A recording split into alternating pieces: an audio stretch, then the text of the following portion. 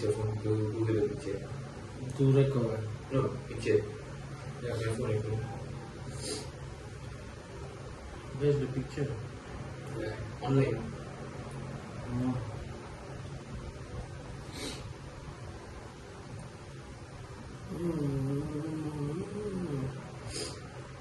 Okay. So, actually, okay. So, you can take a look at the picture and you can give any opinions and thoughts about it. Actually, what does it do? All the rubbish that is thrown into the sea, of course, it will move around based on the current movement. So the sea bin will just have to be sitting there and collecting all the rubbish while the current does its job by pushing all the rubbish towards the bin. So instead of having people having manpower, to collect the rubbish individually or the waste individually, we can just have this system where the rubbish collects by itself. Then once in a while, a few of the people who are responsible for the rubbish will take the rubbish away and throw away properly. So what's the capacity you can hold for the rubbish? For now, it's a prototype, but we plan to at least hold 20 or 30 kg worth of rubbish. But for now, as a prototype, maybe we'll start small, maybe like around 5 to 10 kg worth of rubbish. Yeah. But will it sink? The reaches its maximum capacity? It has the same concept as a buoy, where if you put weight also, it won't. If you put a heavy amount of weight, it won't sink unless there's too much weight that it can handle. So basically, we'll implement that same buoy system where it won't sink until the rubbish is fully collected. What we want to improve on, right, is that once it reaches its maximum weight, we want it to close up, so it won't it won't make the situation more complicated where if it accidentally sinks, then all the rubbish will be spread over all the way. But how do you know whether this product has reaches its full capacity? Does it let out any lights or whatsoever to indicate that it has reaches its full potential whatsoever? We plan to we considered two things. One is using a measurement for the weight of the whole thing. If the weight of the whole sea bin, the thing is called sea bin, if the weight of the whole sea bin reaches its maximum capacity, then after that there will be a mechanism where it will pull up like a sort of wall using hydraulic systems to push up to make sure no rubbish will come in until the person, any one of the representative of the collecting rubbish come and clean up. Second one is we plan to put like a laser system, like where we implement a laser system where if a rubbish has reached its full, if the sea bin has reached its full capacity, then the rubbish will cover the laser and it will indicate that the whole thing is already full. And then the wall will push up and prevent any more rubbish coming in. But the con of having that laser system is that if there is a huge rubbish that sinks in, but it doesn't weigh like 20 kg, not enough for the sea bin to sink, right? But if it's huge enough, then you cover the laser, and after that you just close up, then it beats the whole purpose already. It becomes more counterproductive instead. And then looking at this, I see like there's a lot of wires whatsoever, right? Yeah. How is it safe for other creatures of the sea? We try to make it more eco-friendly because this is what we can say is that this is someone else's design. Our design is aimed to be eco-friendly by using less man-made objects and more of the environment's nature. Basically, we use the nature to its fullest potential instead of using our own man-made products. So instead of wiring like this, for the rubbish, instead of having like something collect using wiring or remote control something, right? we let the current push the rubbish in, so that way we don't have to put like complicated wiring systems to collect it, all that stuff. Same thing for the cement itself, try to make it more eco-friendly. So less use of electrical and man-made engineered stuff, and more of using nature and its full potential. How will it be safe? The sea is wide open, so there's bound to be boats there. Is there any indicator lights to show that there's a sea bin if I'm driving a boat within the area? The whole concept, right, is based on the buoy. Yeah. The buoy is where some fishermen, like some buoys, they got their own lights. Yes. Yeah, their own indicator lights to signal other boat users that there's a buoy there. So we plan to put like at least 2 or 4 lights. That's the only thing that we will have to implement that is man-made engineered. Yeah.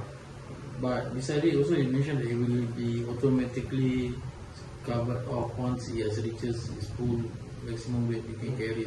Yeah. You will also need to have engineering portion of it to be implemented, right? Yeah. Well, we are using a hydraulic system, pneumatic. So instead of using oil or what, we use air. So after using air, then a bit of electrical engineering will be considered, but not to the point where it will endanger animal life or the habitats around it. So what will generate this so-called electric? Okay, it might sound far-fetched or like that, but we plan to use solar panels. Solar panels. Or either solar panels. Excuse me, sorry. Either solar panels or what was it called? Using the water, hydro.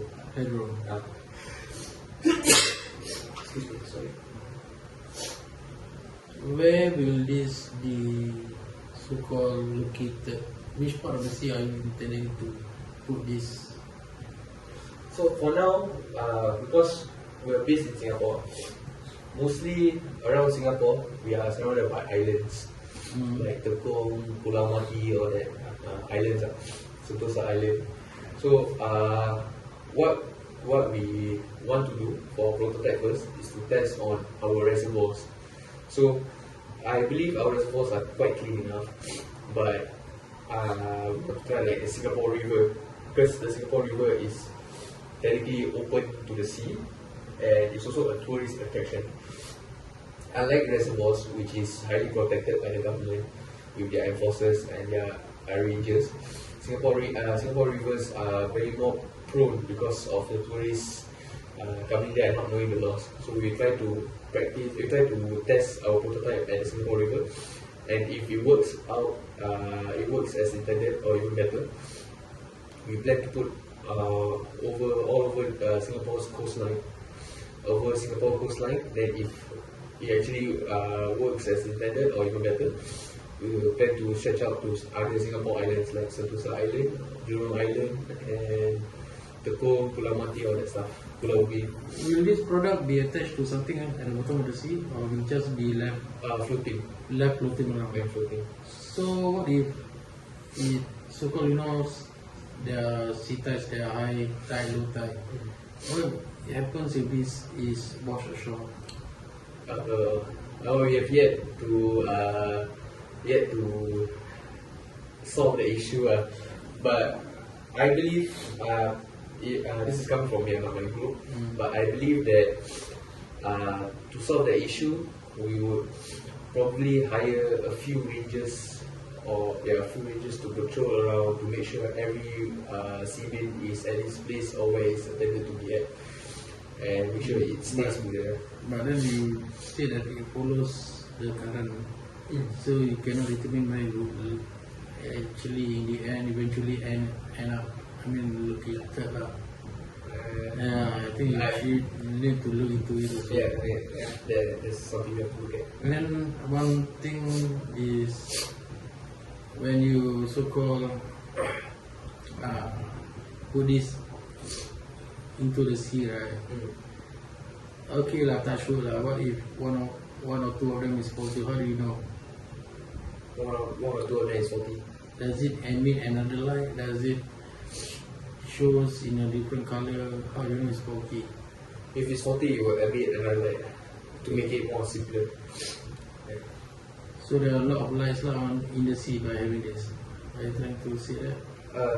Not that much. One to warn off boatmen or fishermen that there's these items there, and one is to indicate that it's faulty. So there are bound to be sensors. Sensors also, yeah. Okay.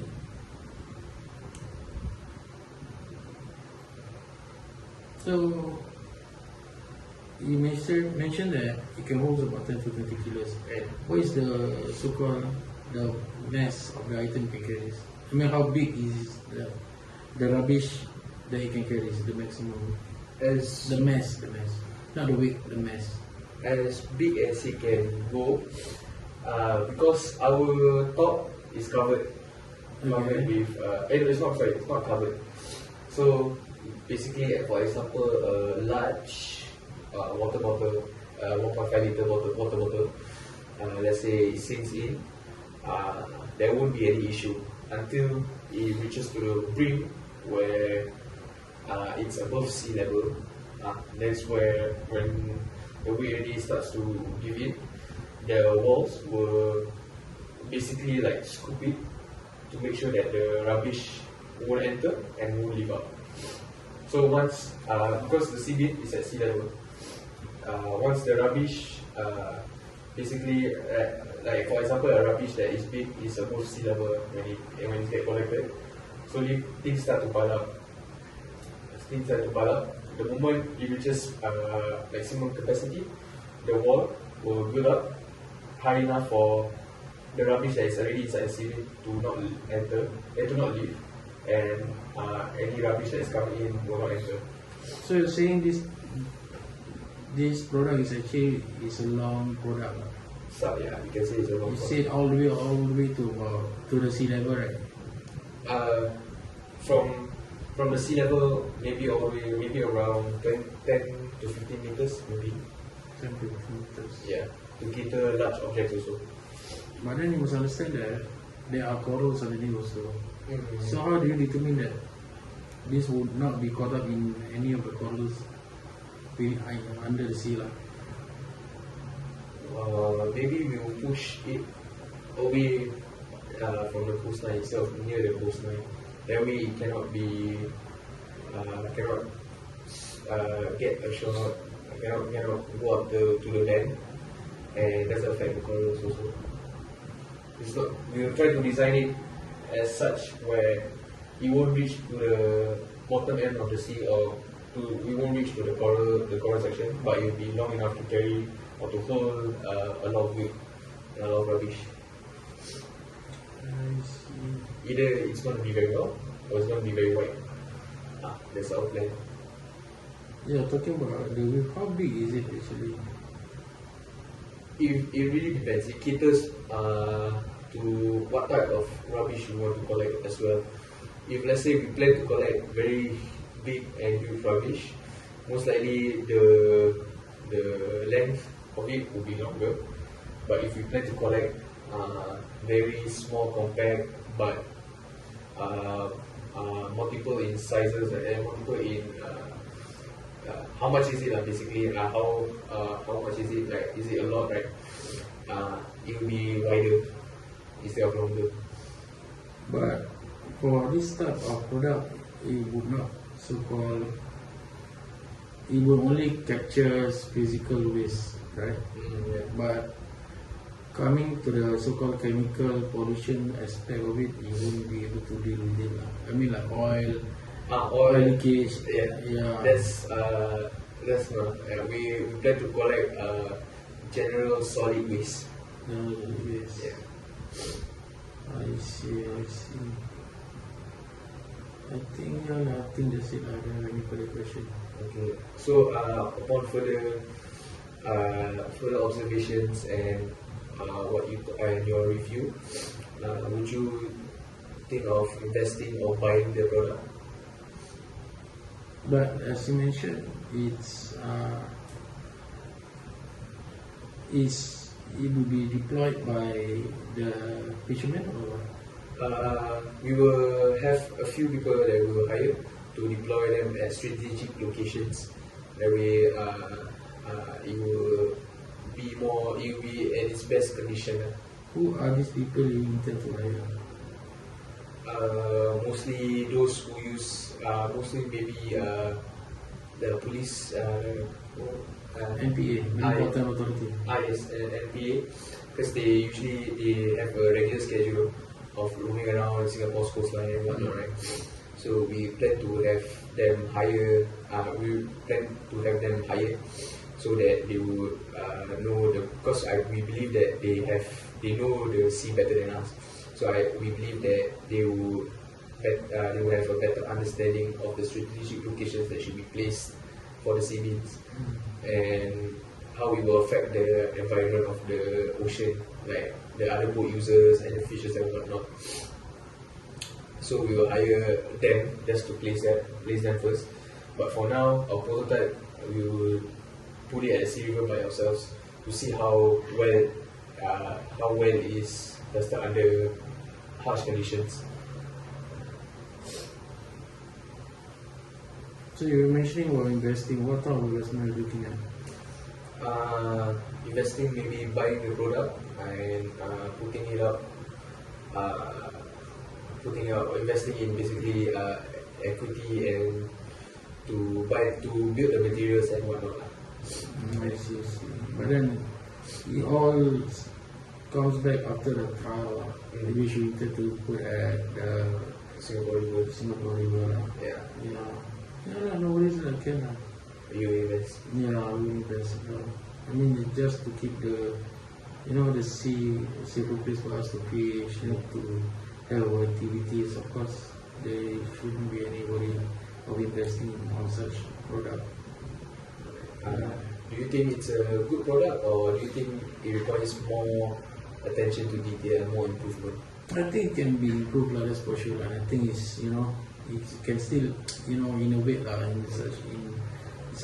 another way. But I mentioned that, my main thing is like the so-called the electrical aspects of it, and then like how is it going to be given an impact to other so-called the sea creatures, the corals, whatsoever.